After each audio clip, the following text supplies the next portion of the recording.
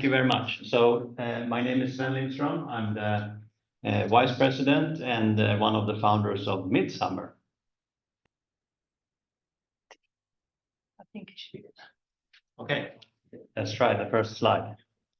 There you go. So the solar cell market, or the photovoltaics or PV market, has been growing tremendously the last few decades. And that's really good news for everyone. This is the numbers until 2022.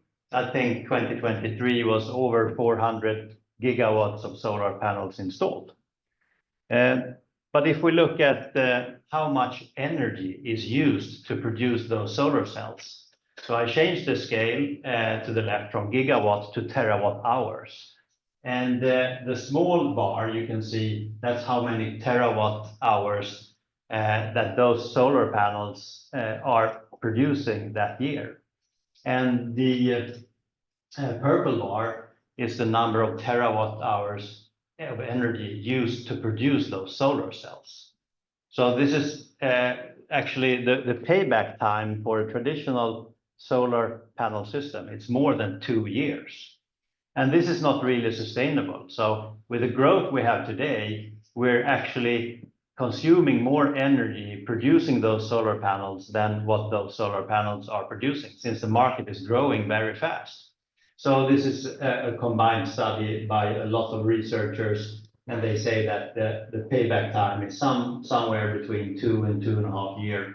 And this is actually a very optimistic view, because they look at areas where you have a solar insolation of 1700 kilowatt hours per square meters, and that you only reach like in the dark yellow areas, so really southern part of Europe and southwestern part of the US. So the reason for this is that silicon itself, when you start making silicon solar cells, you start with silicon dioxide, which is quartz sand, and you let it react with coal. And on one side you get pure silicon, and on the other side you get carbon dioxide. So you have a lot of carbon dioxide emissions even before you turn it into a solar cell. And this is a process taking place at 1700 degrees. So you consume a lot of energy doing this. And you also, regular silicon cells are extremely fragile, so they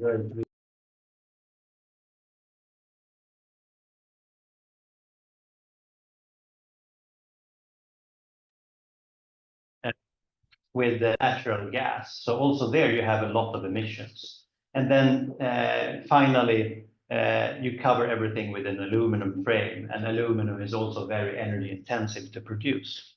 So what we have done is to develop a solar cell, a thin film solar cell, where the light absorbing layer in this solar cell is less than a micrometer thick. We deposit that on a stainless steel substrate. So it's very flexible, and it's basically unbreakable. So if you look at this graph, you see here, if you produce 1 kilowatt hour with coal, you emit 800 to 900 grams of carbon dioxide per kilowatt hour. And then you have natural gas, much better, but still 500 grams of carbon dioxide per kilowatt hour. If you look at the renewable energy sources here to the right, which we have enlarged, traditional silicon solar panels, they emit, from a life cycle perspective, somewhere between 30 and 60 grams carbon dioxide per kilowatt hour. Most of them are produced in China, so we are closer to 45, 50 or 60 grams of carbon dioxide per kilowatt hour. The average in the Swedish grid is actually 20 to 30. So you're not really helping the carbon dioxide emissions by installing silicon solar panels in Sweden. And the reason for that is because we have a lot of hydropower and wind power. The Midsummer solar cells, where the light absorbing layer is only 1 micrometer thick, and it's deposited on a stainless steel substrate. So we don't need any glass, we don't need any aluminum frame, we don't need any racks, we don't need any ballast. So if we install it in Stockholm, then we, from a life cycle perspective, from the mine to recycling, emit 6 grams of carbon dioxide per kilowatt hour. And if we install it in a sunnier place like Spain or California, we're 3 to 4 grams of carbon dioxide per kilowatt hour. So I don't know any other renewable energy source that reached this kind of level of low carbon dioxide emissions. The reason for this is that we control the whole process. So we buy the raw materials, copper, indium, gallium, selenium. We sinter them into a sputter target. We have developed our own production machines, which we build outside of Stockholm in Järfälla. And with these, we produce these cells, and then we put the cells together to a module. We install it on any flat roof. So what we're doing, we have a product which is 90% lighter than any silicon products out there. You have a 50% faster installation, very competitive cost of the electricity produced, 90% lower CO2 footprint than traditional silicon panels, and we can install it on any roof without penetrating the waterproofing membrane. So we've done several hundreds of installations from Kiruna and Piteå in the north to Ystad in the south, as well as US, France, Jordan, Spain, lots of places. We also have a development together with Scania, where they launched their first hybrid truck, and they put our solar panels on their trailer because they are very light, they are very robust, so they can take all the vibrations, and they extend the range. You can drive the hybrid truck on electrical batteries. So I just show you a few pictures. This is what the typical installation looks like. This is a warehouse down in Gothenburg, 160 kilowatt installation. And then we have been working with a global apparel company who source a lot of their products from Bangladesh. And these factories in Bangladesh, they normally get their power from their own diesel generator or gas-powered turbine. So they have a very high carbon dioxide footprint. And the roofs in Bangladesh cannot take the weight of traditional solar panels. And land is so scarce, so you're not allowed to install solar panels on the ground. So you have to install them on the rooftop. And our solution was the only one possible. So we did this installation. We just finished before Christmas. And this is what it looks like. And you can see the potential behind. And this is really offsetting a lot of carbon dioxide. So this is a fantastic development. We also have other products like the Midsummer Slim, where we have integrated it into a standing seam metal roof, so that it looks very nice. And as you install the metal roof, you automatically install the solar panels as well. And then we have the Midsummer Wave, where we have adopted the shape because we don't use any glass, and we can adopt the shape of the solar panels to fit common roof tiles used in Sweden. So with this technology, you can produce electricity much cheaper than what you buy from the grid. So in Stockholm, for example, we produce, it costs around 6 euro cents per kilowatt hour. And the further south you go, you end up to close to 3 euro cents per kilowatt hour.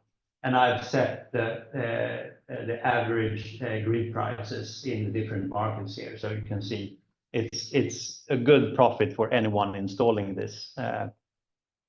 And what we're aiming at, because we don't really want to compete head to head with Chinese silicon, is that we are purely focusing on low load bearing roofs that cannot take the weight of traditional silicon panels. And then, of course, we have the nice aesthetic roofs and companies who really care about sustainability, and they really don't want to buy panels made with silicon from China.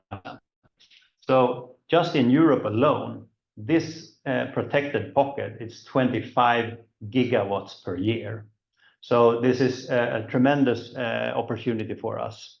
And today we have a 2 megawatt factory just outside of Stockholm, which we're operating and selling panels from.